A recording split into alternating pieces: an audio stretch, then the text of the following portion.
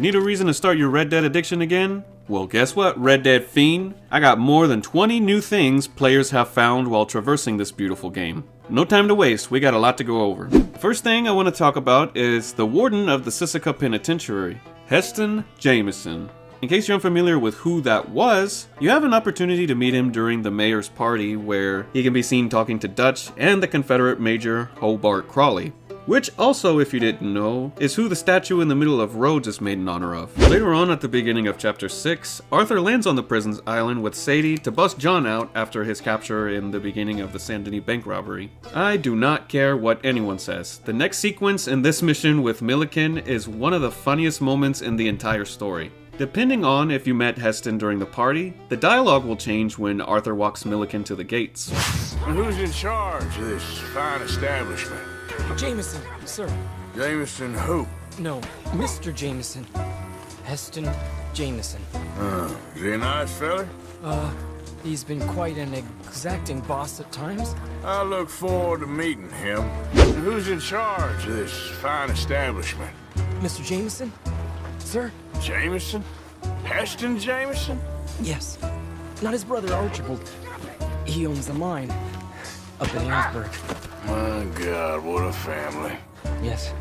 He's been quite an exacting boss at times. I'm sure.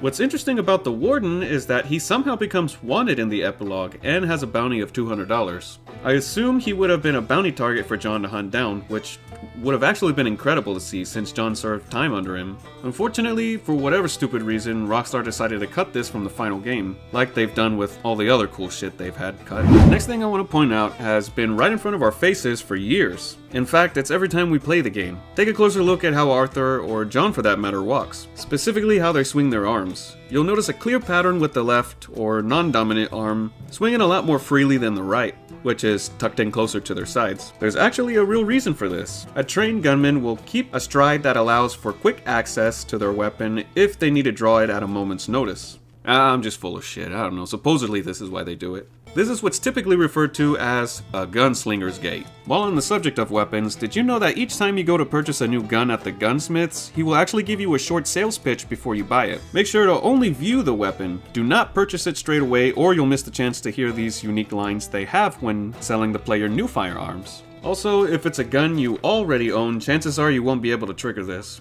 This here's a real fine piece of craft. She's got a kick on her, no doubt, but that's because she's spitting them out like hot stink. Weight's a little forward, but that's how I like it myself. You ever own a German-made gun? They can't cook, but they make good guns. Mauser's a fun one to shoot. 10 rounds, self-loading, real solid. I suppose you could say this is Litchfield's big brother. Holds a couple fewer rounds, actually, but everything else is better. Lovely fast action, quicker on the reload, powerful, accurate. This would take you a long way. This here's the Springfield. Got a real pedigree. My pa taught me to shoot on this one. Take a young boy's shoulder clean out, let me tell you. You get 6 shots for 6 kills with this beauty. That's a fine, fine weapon right there. You can shoot the hairs off a jackrabbit's ass from a mile away with this. Fine, fine accuracy. I'm sure she'll turn into a long-time favorite around here. It's fancy, I'll give it that. See, the recoil cycles the next shell automatically. Don't need to pull any levers or pumps. I prefer a pump action myself, but I'm funny that way. Hidden away underneath one of the supports for Bacchus Bridge is a heart etched into the wood. Everybody loves to hate Micah, even his own brother, and that's a fact, Jack. But why? If anyone spent enough time listening to Camp's stories, then you'll at some point have heard Micah talk about his brother along with their father. My, oh my, ain't life grand. Well, it is. Trust me on that one. It is. Old Micah Bell told me. That was my daddy. Micah Bell, like his daddy, too. Pair of wild horses they was. Father and son. And then me. At one point, my daddy was wanted for murder in 5 counties. 5! Never did suffer fools. Damn near killed my brother one time. But my brother always was a fool. And a coward. Yella as pissed on snow. Never could stand him. Nor his wife. Lives over in California. By the sea. Pathetic. What kind of a man lives by the sea, I ask you? Hmm? Huh? Huh? Kind of man that gets told where to live by his wife.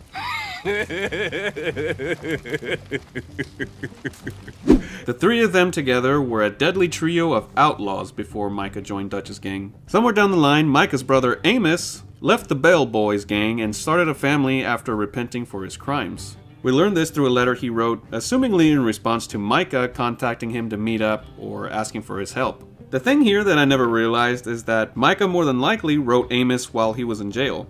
Being the slimeball he is, I'd wager he was asking his brother for help to get out of jail, starting up their little posse of assholes again. Micah never does anything without thinking of himself first. So if he was already out of jail when he wrote the letter, then maybe he needed Amos's help in bringing Dutch that peace offering to allow him back into the camp, or to recruit a new member for Dutch's gang. Whatever the case may be, one thing's for sure, Amos ain't got no time for that. That explains why Micah always speaks so harshly of his brother in the hidden camp encounters. I'm kinda happy we ain't heading west no more. Only for now we ain't. The further away I am from my brother Amos in California, the better. That bastard. I would love to meet this man. Imagine a spineless version of me. Oh, you're twin then. Looks like Amos made the right call on that one. He got his own little redemption story. Amos Bell for the Red Dead Redemption 3 protagonist. Make it happen, Rockstar. I don't care who you are or what your humor's like, the Valentine Saloon shenanigans with Lenny will never not be hilarious. How can you ever go wrong with foolish drunken antics? There's a couple of hidden secrets and outcomes for this mission. Permanently traumatizing Arthur, drowning the alcoholic, ramming yourself into the support pillars, or making it out of the town, just to name a few. But something really crazy I've recently found is if you have your Arthur overweight, his animation in the line dance scene will change. Depending if you have Fat Boy Arthur in your playthroughs, you'll notice a lot of differences in dialogues and cutscenes. I'll make a separate video about that later on, showcasing all of those moments. My favorite area on Red Dead 2's map is an extremely underrated location, hidden away in the beautiful East Grizzlies. The watchtower among the rolling fields of flowers here houses an abandoned military outpost. If you climb up to the top, you'll see a pair of binoculars facing northwest. If you look in the exact direction they're pointed, it leads you to the Giant's Cave. It's unclear if there's anything more to this, or if it's just cut content. Maybe there was some trigger to see the giant emerging from his cave. If you have any idea what's supposed to happen here, you can let me know in the comments. In one of my recent videos, I explained the mystery of the giant skulls in a cave inside Mount Shan. If you haven't already seen that, there's a link. A link? Oh my gosh, what am I spending too much time in this fucking hillbilly town? There's a link in the description. The one thing most players may never catch even a glimpse of while inside this cave is the huge, bloody handprint. It's more than twice the size of Arthur's. In the aforementioned video, I talked about the connection between this and the giant skeleton on top of the same mountain. Watch that video to find out more. The latest buzz making the rounds in the Red Dead world recently are the newly discovered Spiderwebs mystery, aptly named the Spider Dream. I spoke about this a bit in a video not long ago, sharing all the newest hints and clues found by the Red Dead fiends as we grow ever so closer to the solution to this mystery. Some people are calling it now that this is cut content, and I must admit, I have my doubts about the outcome as well. But deep down, I know this guides us to something. All the signs are pointing to it, and it very well may be something we've already figured out. However, the only thing still giving me a small glimmer of hope is the ominous message that's left by Madame Nazaire. I see a web, still tangled after years of unraveling. Will you be the one? This tells me Rockstar is letting us know we haven't solved it yet. Who knows? It's just nice to see everyone getting involved with Red Dead again. If you have any insight or updates regarding the answer to this puzzle, please enlighten all of us in the comments. If you haven't heard of the Spider Dream mystery yet, you can watch my latest video in the link below, or keep up with the Red Dead Mystery subreddit. Anyway, happy hunting, freaks! I'm curious if anyone ever drops in every once in a while to visit Mr. Pearson in his store during the epilogue. Pearson deserved the good ending, but if you visited when his wife is around, you'll realize he got the worst. Have you tidied those shelves? Yes, dear. Pearson surely didn't have a lack of suitors, so why in the hell would he settle for a horrendous nagging bitch like Ethel? This coffee is as bitter as wormwood! Maybe she's got a hurricane of a mouth or something. I guess you can't really blame her, but I still think she's an annoying shrew. Is that him again? What does he want now? Him? During one of John's trips to Pearson's shop, he mentions he was previously married to a woman named Michelle. You know, before her, I was married briefly to a lady called Michelle, but she was an absolute nightmare. Seems you've landed on your feet this time. What I didn't know is that this is possibly a reference to an actress that worked on Red Dead Redemption 2 whose name is also Michelle Pearson. She provided voice lines for various NPCs in the game, as well as many other Rockstar classics like Grand Theft Auto V and LA Noire. In my experience, this is the rarest companion mission in the game. I always tend to miss it in my playthroughs for some odd reason. Chapter 4 provides us with a lot of the story's most memorable missions, and this wacky cattle rustling activity with Uncle has plenty of hilarious moments. Each time I've played this mission, I always get spotted by the other stooges attempting to steal the cattle before we do. What I never noticed is that there are actually 3 possible outcomes for dealing with them. If you choose to just sit there and observe, they'll eventually open up the gate, which will alert old Squeers. Yes, I got it. There, all good. We'll get the gate open. Okay. Come on.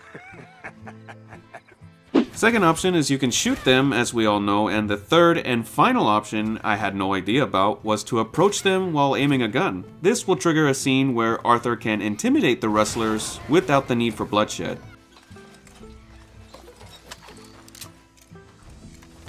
Brown. Shit. Put your hands up in the air. What are you doing, boys? Nothing. You know, we kill rustlers around these parts. Well, now, just wait. I'll give you till the count of 5 to get the hell out of here. 1, 2, Let's go. 3, 4. Whoa!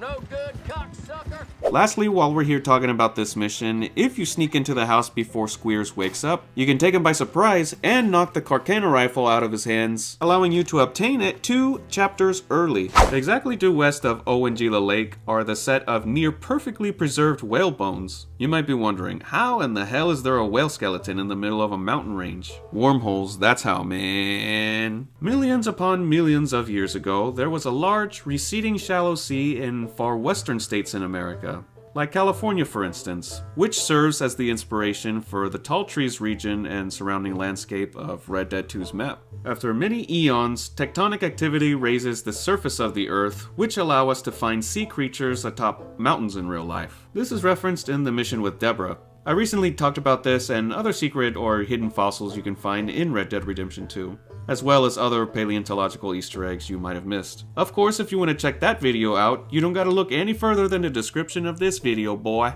or girl. These whale bones might not be a secret to most, as it's pretty well known by now to a true Red Dead veteran, but what I for sure didn't know was that this Easter egg is likely a reference to the discovery made in the Santa Cruz Mountains, the site where scientists uncovered the remains of a species of ancient whale. As for what the whale in the game is, I have no idea. I've read some comments that claim these bones belong to a blue whale or an ancestor of the whale called Herpesitus. I don't know why it's called that. I guess the ocean was more of a jungle back then for these freaky ass whales. If you have any other suggestions into identifying this, you can drop that knowledge in the comments, amigo.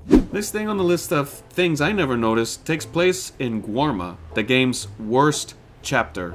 If you like to regularly check your Arthur's health status in the pause menu, you'll notice how to keep track of his weight and other physical well-being stats. Even if you're bitten by a snake, your status will show as being poison. What I never saw before was if you check it during Chapter 5, it will portray Arthur as unwell, which is clear to see by his bloodshot eyes, sudden weight loss, and frequent coughing fits. The next thing isn't mind-blowing, but it is a nice little attention to detail that I can appreciate.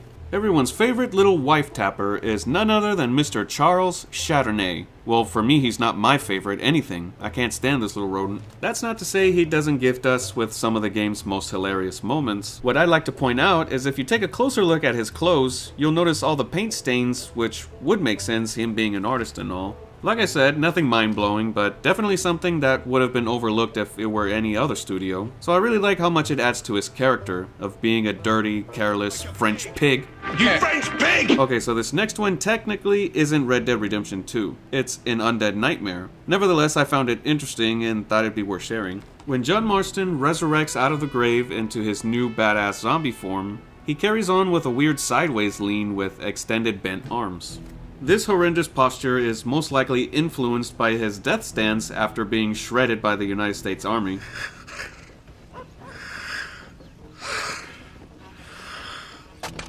The big white hats you can find or craft for Arthur are the best in my opinion. The Legend of the West and the Iguana Big Valley hats are the two top tier options that you should always carry on your saddle. Something I had never noticed before about the Iguana Big Valley hat are the heads to shotgun shells around the band. Pretty crazy, but absolutely badass. I'd really love to have a design like this in real life. Marybeth Gaskill, or as many refer to as Marybeth Gatskill, is a highly sought after asset to the camp. Micah, Dutch, and even Arthur have a go at her in some way or another, and who could blame them? Aside from those massive computer generated cheeks, she keeps a notebook near camp that she writes in.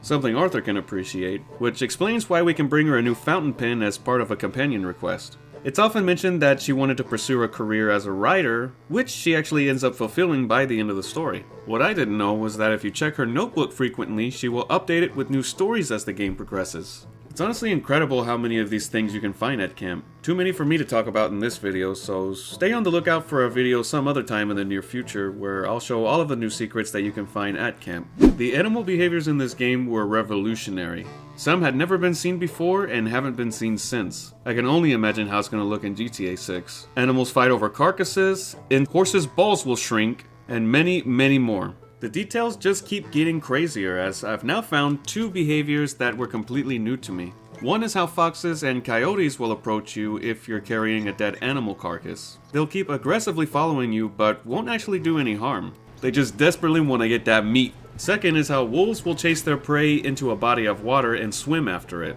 Something that's actually been observed in the wild.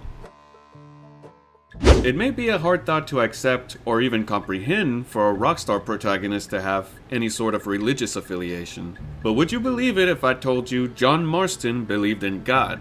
I was 11, first time I shot a man. His fault, but then we all think that all the time. I thought God himself would come down and take vengeance on me for what I'd done, but that ain't happened yet. Sometimes I wish it would. By no stretch of the imagination is John Marston a Christian, but he does seem to have an acceptance that there is a God and there will be a judgment. Right now, this is it. Ain't never gonna see my son grow up. Ain't never gonna atone for my sins. Ain't never nothing but gonna get shot for them. I hope God can forgive me for what I've done on this earth, because ain't much I'm proud of. A whole lot I hope he's forgotten about. The Vanderlyn gang isn't exactly the typical Christian household. However, there are instances where Dutch is seen quoting or referencing stories from the Bible, like Cain and Abel, indicating maybe he used religion in the farce to recruit his band of thieves by teaching them the Bible mixed with his own twisted principles. His name is Cain. Okay. Hey, Cain. What did Cain do? A real bad thing. So he never stopped wandering. Arthur, on the other hand, is a very self-aware man. He knows he's a bad dude, and he gets whatever's coming to him. He even explicitly reveals to not be religious, even just a tiny bit, to the very woman that I believe helped him come to accept it after all. When you think of Arthur Morgan, immediately what weapon of choice do you imagine him carrying? A handgun or a long rifle? He's known as a gunslinger with deadly accuracy. His draw speed may not be as quick as John's, but he's still great with a sidearm. He's not necessarily a gunslinger though, at least not by my preference. I believe he's more of a marksman, more of a rifleman. Evidence for this is by all the promotional art of Arthur holding a rifle. Everyone knows Arthur is best with a rifle also. Micah. Here you go, Arthur. From me to you. That's more your style than mine. Javier. Arthur, here. Even Dutch. Don't forget to grab that rifle from your horse. I wish we could have had a gun similar to the one Chuck Connors used in the old Rifleman shows. If anyone knows what kind of repeater this is, let me know in the comments. Who would have thought we'd see Arthur simp for a lady of the night? This hidden interaction at Doyle's Tavern sure surprised the hell out of me when I first saw it. I should have known something was up, given that the most Arthur can do with the Snake Wranglers is reject them. I don't like don't you? Oh, eat my ass. Shit for brains. A game about redemption has no place for adultery. After the ambush, you'd expect this encounter to be over, or at least that's what I thought, until now. It never occurred to me to just walk right back into the bar to get the bartender's reaction to what happened. This country. I knew Daisy had a temper, but that looks something special. Well, guess it's nothing a drink can't fix. Next one's on me, feller. Offer's still good, friend. The good stuff, too. Thanks. And there you go. That'll set you right, no doubt.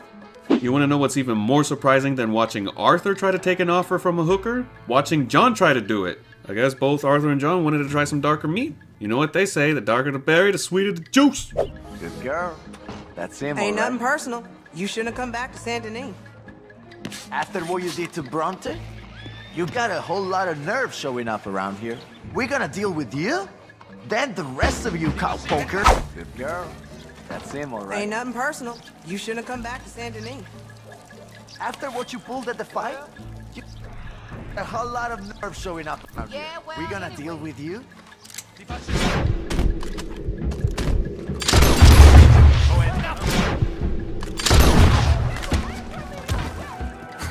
They love me in Saint Denis. Anyway, that's gonna do it for this video. If you did like it, remember, give it a thumbs up, share it with your friends, subscribe if you haven't already, and tap notifications to get alerted each time I upload a Red Dead video like this one, and más. Adios, homies. Make it quicker, I might run off again.